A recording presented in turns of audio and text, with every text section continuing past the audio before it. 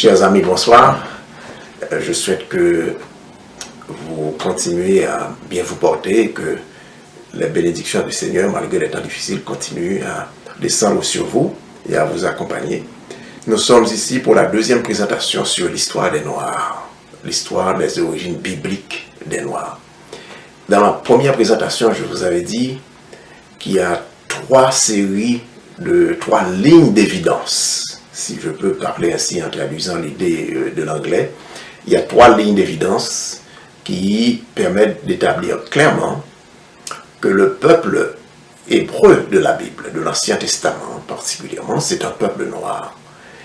Alors j'avais mentionné qu'il y a l'histoire biblique en tant que telle, il y a l'histoire séculière, et ensuite il y a la recherche archéologique et biologique qui contribue, ces trois lignes d'évidence contribuent à montrer que le peuple noir est bien le peuple de l'Ancien Testament, les enfants de Noé.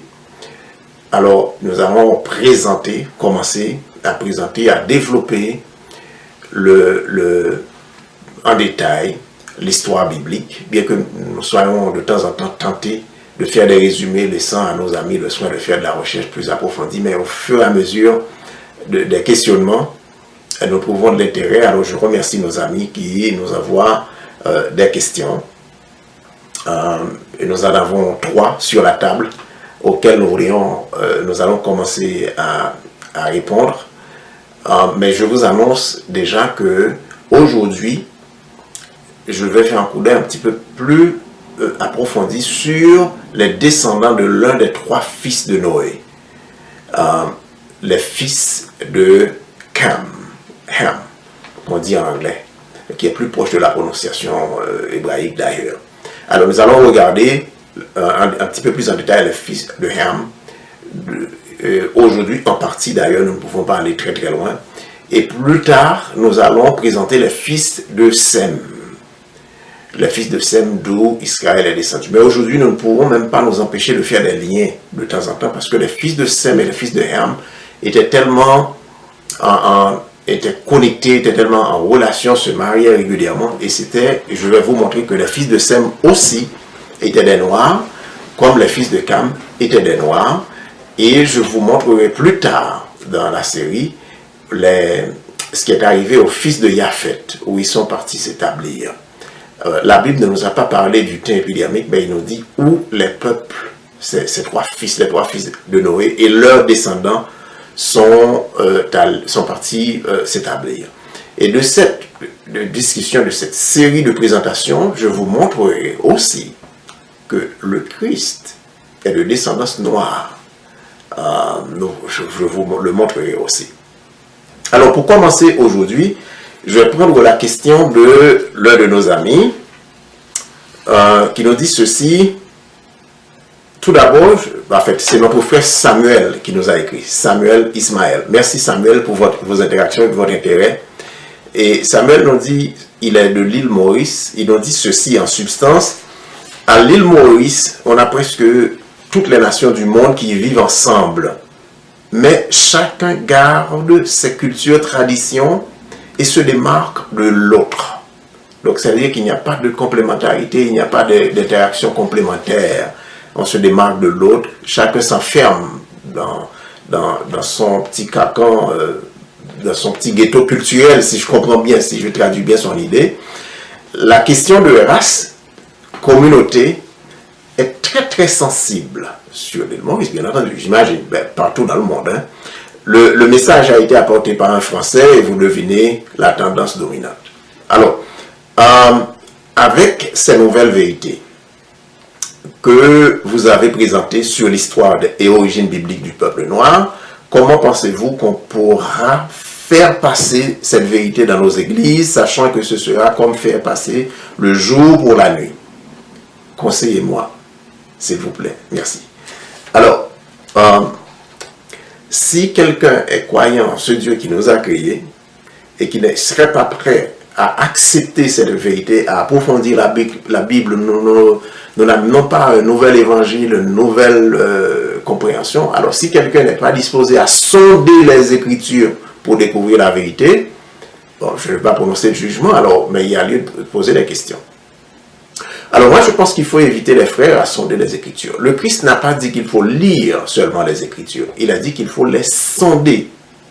Sonder est plus qu'une simple lecture.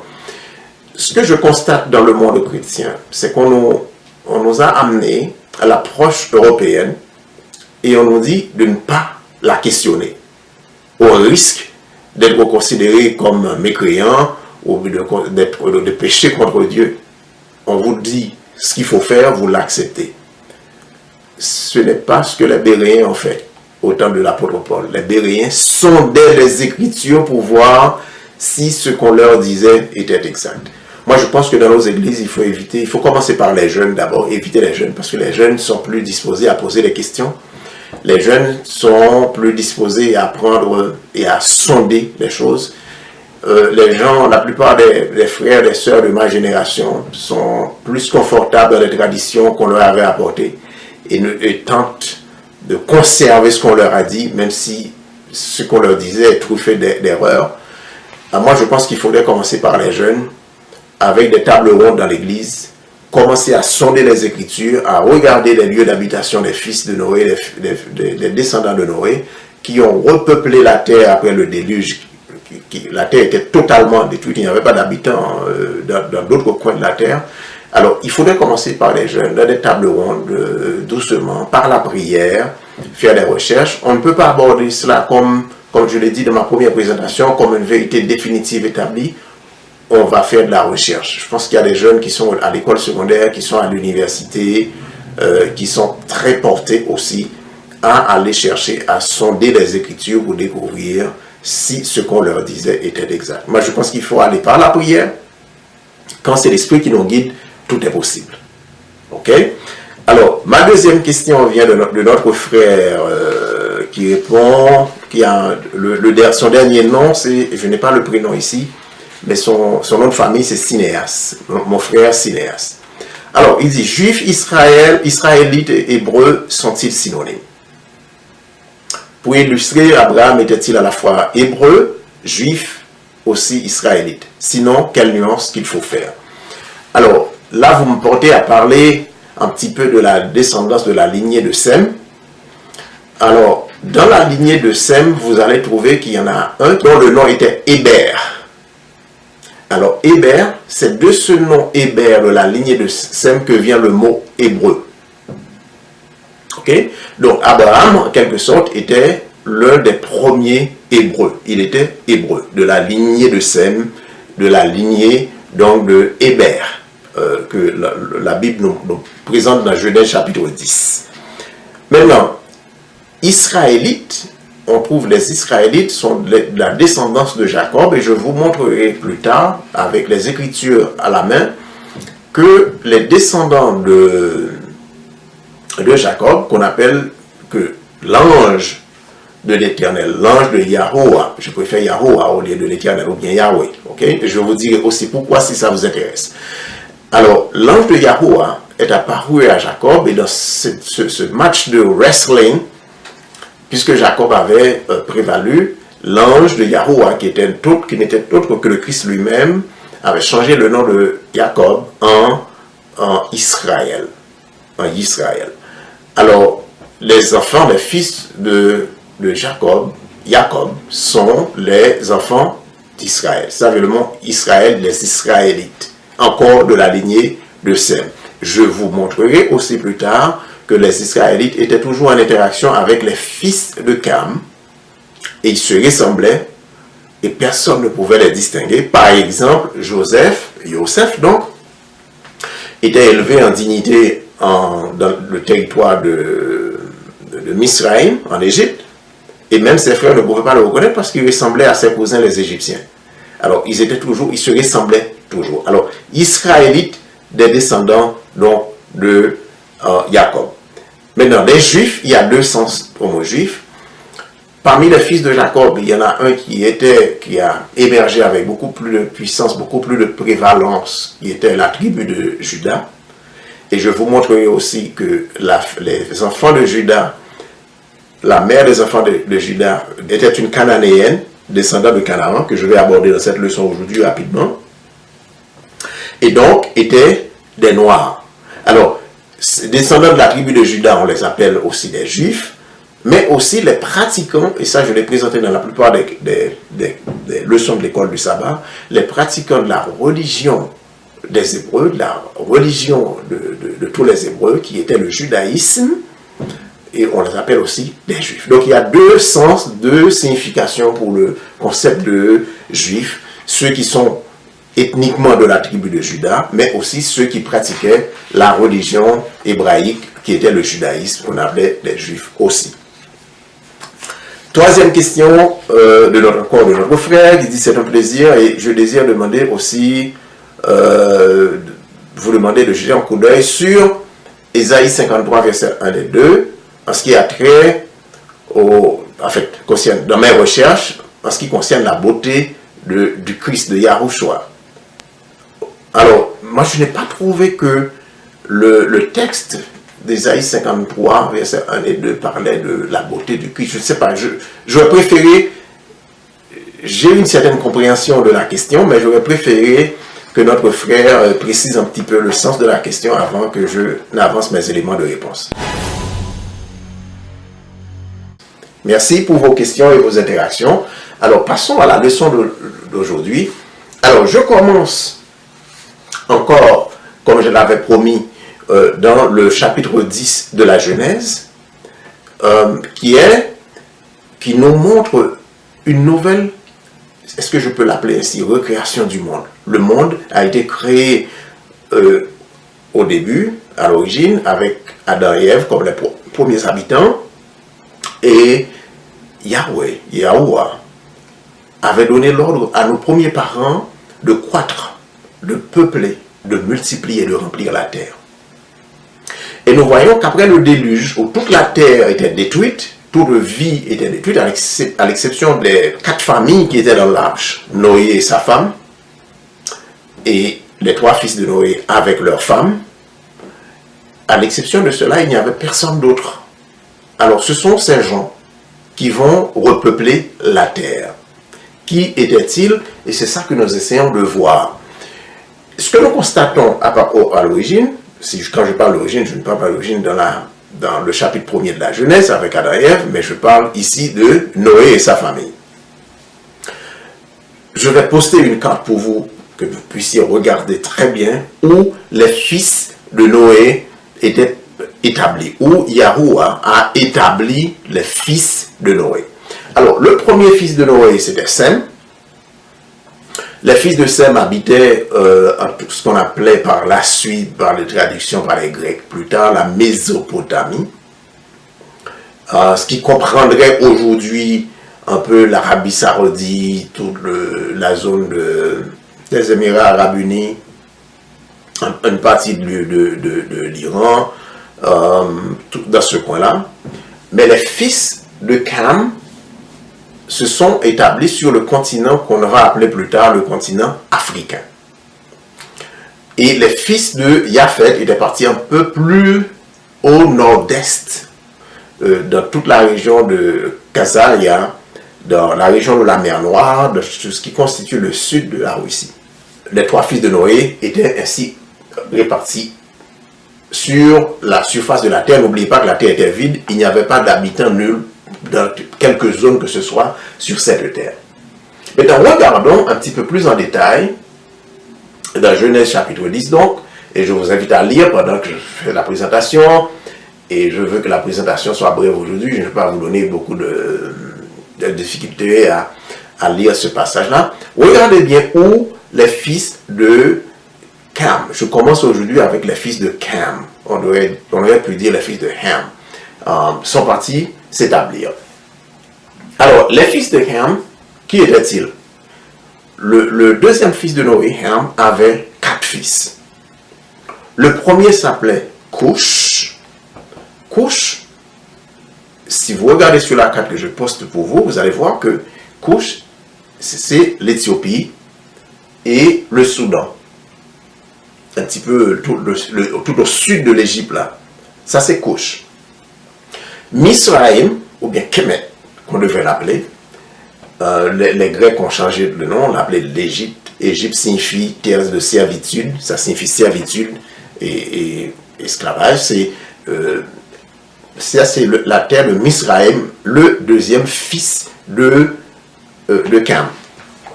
Troisième fils de Cam, c'est Put avec P-U-T, ou bien dans certaines références, vous allez voir en anglais avec P-H-U-T. Ça, c'est la Libye et toute la région de l'Afrique du Nord. Alors, vous allez me demander, je suis en train d'expliquer à l'origine des Noirs, je parle d'Afrique du Nord, et l'Afrique du Nord est peuplée par des gens de teint clair. Je vais vous donner ça un petit peu plus tard, si ça vous intéresse, pour vous montrer que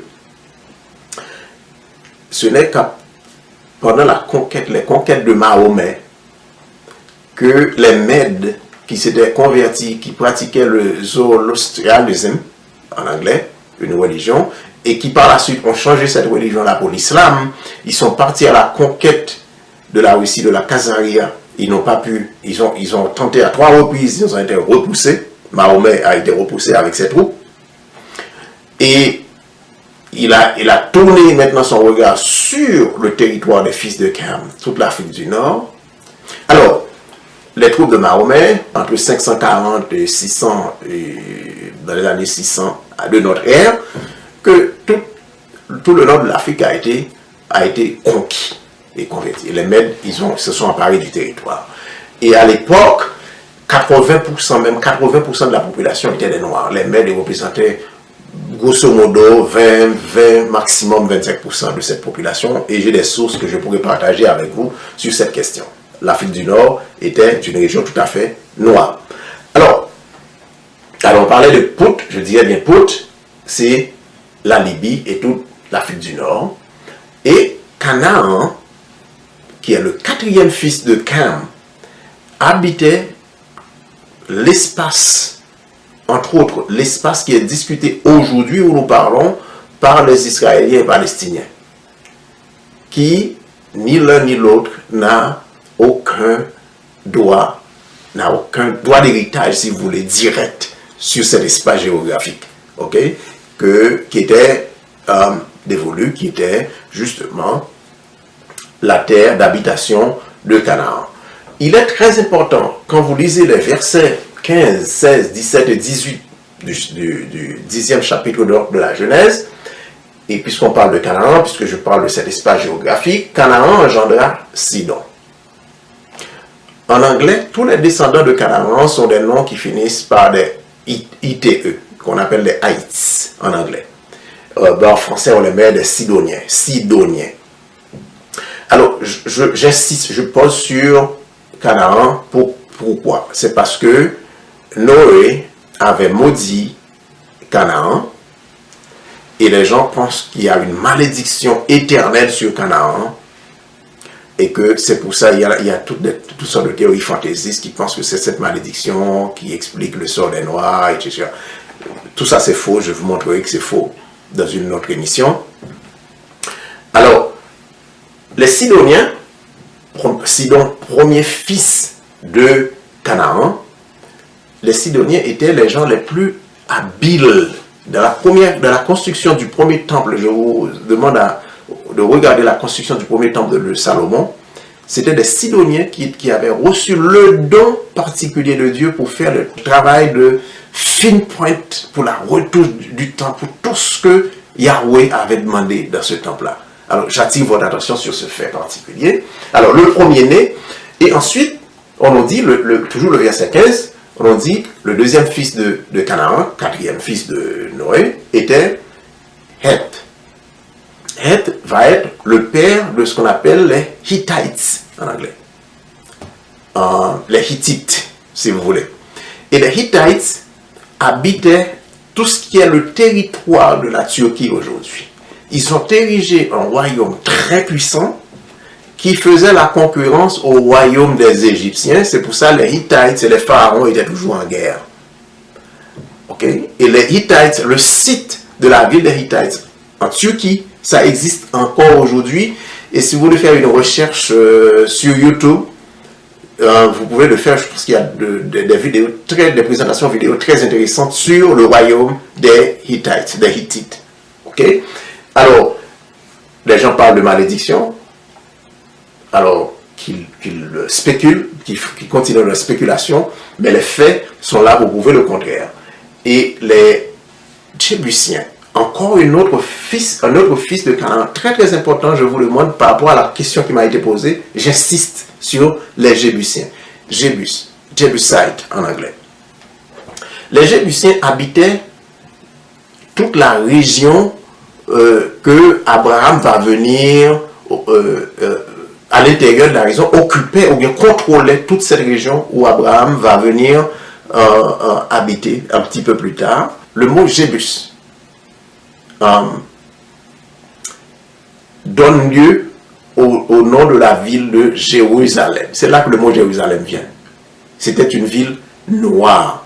Alors, encore une fois, quand vous voyez Hittites en anglais, Sidonites, ou bien Sidonites, Jebusite en anglais, sachez que on est en train de parler de noirs, des gens très très foncés, n'oubliez pas.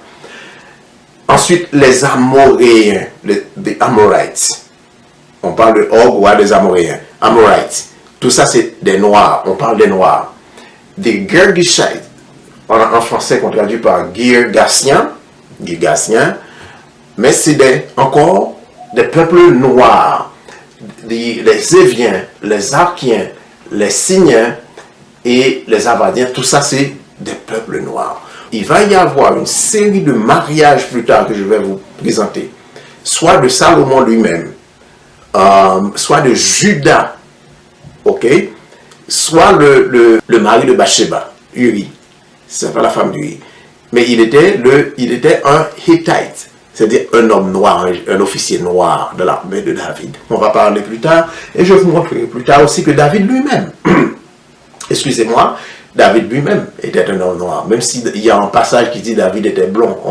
On va questionner, on va examiner la généalogie de David pour voir que ce terme a été mal traduit par les Grecs qui ont traduit les écritures de l'hébreu au grec d'abord et ensuite en français, la langue française qui n'existait même pas en ce temps-là et la langue anglaise encore moins, qui n'existait même pas en ce temps-là.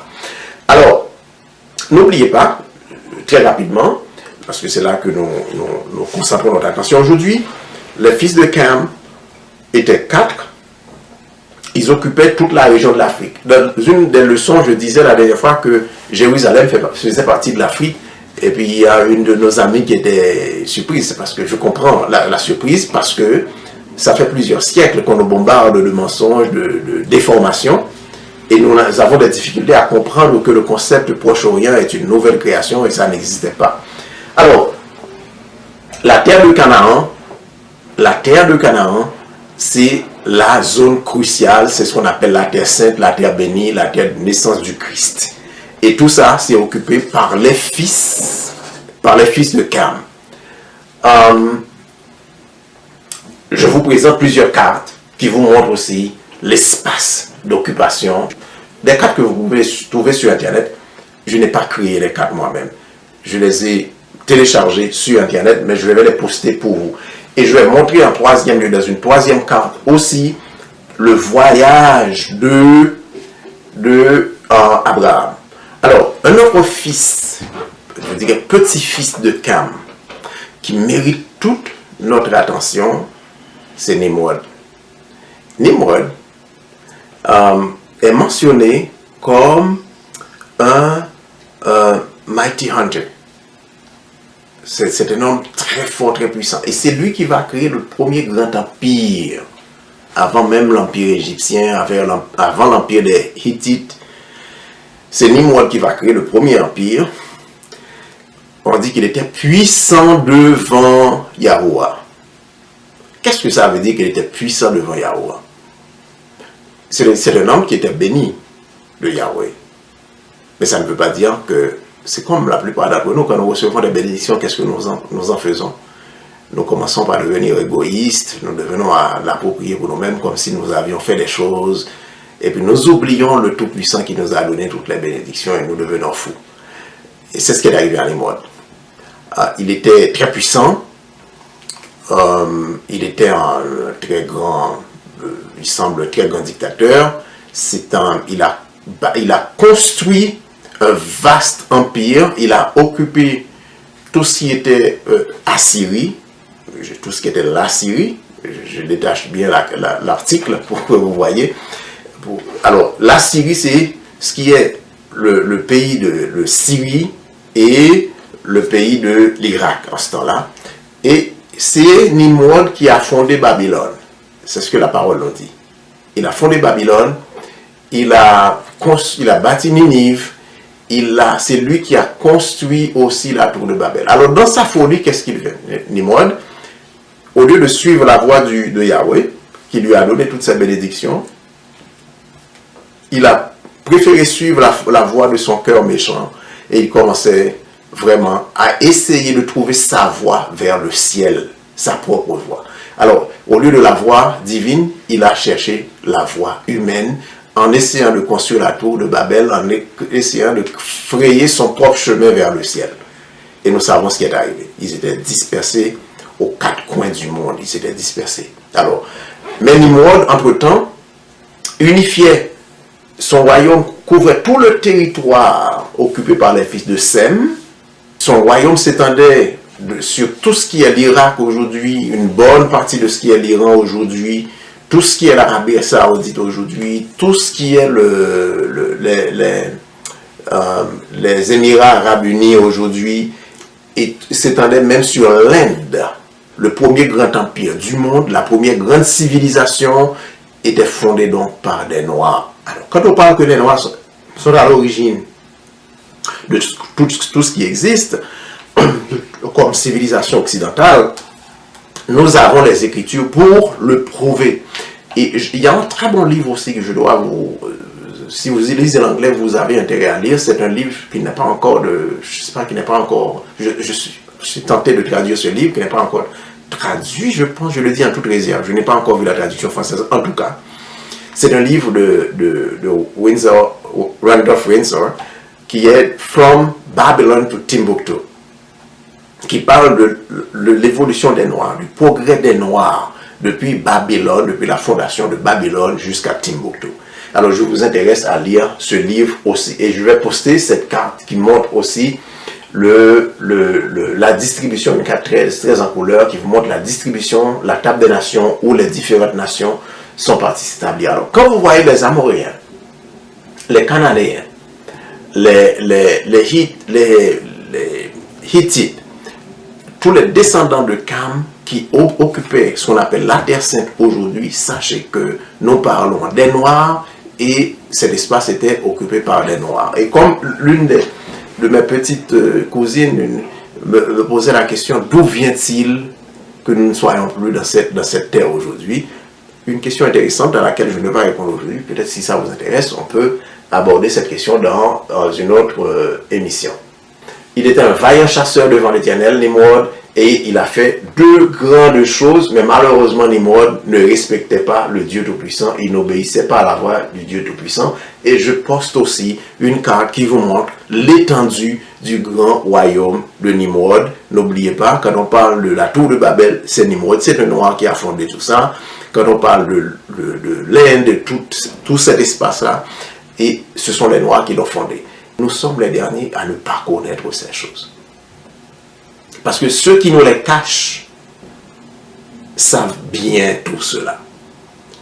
Mes frères, vous connaissez la vérité et la vérité vous affranchira, c'est ce que nous dit le Christ. Et la prochaine fois, je vais commencer avec, je vais faire un résumé très sommaire. Pas très sommaire, mais c'est assez sommaire. Mais la prochaine fois, je vais venir avec les fils de Sem. Et je vais élaborer davantage sur les relations entre les fils de Sem et les fils de Cam. Comment ils se mélangeaient, comment ils se ressemblaient. Et n'oubliez pas, il y a des gens qui... un des exemples que je vous donne d'avance, c'est que Moïse, vous vous rappelez pendant l'Exode, Moïse avait une femme qui était une Éthiopienne, qui est mentionnée dans le livre des Nombres, dans l'Exode aussi. Et cette femme éthiopienne était l'objet de la jalousie de la sœur de Moïse, Myriam. Et Myriam était frappée de lèpre. Et la lèpre, quelqu'un qui souffre de lèpre, regardez ce que ça vous fait. Si vous êtes Si quelqu'un est, entre guillemets, ce qu'on appelle blanc aujourd'hui, il souffre de lèpre, ça va être beaucoup moins visible. Mais si moi, je suis frappé de lèpre, je vais ressembler un petit peu comme à un blanc. Et Myriam était frappée de lèpre pendant une semaine.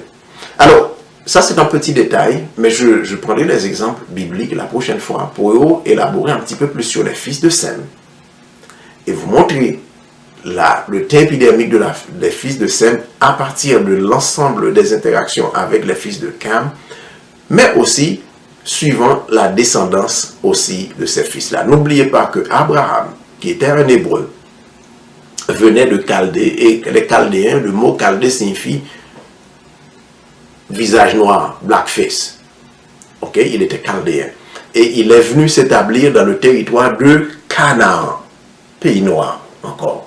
Ok, et au moment où longtemps après, environ 1000 ans, je pense, après Abraham, que David est arrivé, et David est arrivé et va construire, va acheter une portion de terre, va encore élargir la ville de Jérusalem. Et n'oubliez pas encore que Melchisédek, vous vous rappelez bien Melchisédek, qui était parti accueillir Abraham quand il revenait de la guerre. Melchisédek était appelé le roi de Salem. Salem, c'est quoi? C'est Jérusalem qu'on appelle Salem. Il était le roi de Salem. Et ce qui nous indique encore que Melchisédek, même si on n'a pas d'indication très claire, noir sur blanc, pour dire que c'est un noir, mais il habitait la région aussi qui était entièrement dominée par les descendants de Canaan, quatrième fils de Ham, donc noir. Okay? Alors, regardez donc bien, la plupart des figures bibliques dont on parle, c'était des noirs. Alors, quand on nous exclut de tout cela, de l'histoire biblique, on dirait qu'on parle de la Bible, quand Yahweh nous parle, nous avons tendance à ne pas considérer les appels de Yahweh comme une conversation directe de notre Dieu avec nous. Alors, nous approfondirons tout cela et je ferai un petit tour aussi sur l'esclavage et montrer pourquoi l'esclavage, quelle est la source biblique de l'esclavage, pourquoi nous avons été réduits en esclavage pendant si longtemps. Nous en parlerons la prochaine fois. Entre-temps, que Dieu vous bénisse, qu'il vous accompagne et que vous, surtout, je vous invite à continuer votre recherche. Ce que je vous dis, vous devez le questionner et faire votre recherche et nous pourrons échanger là-dessus. Merci beaucoup pour votre attention.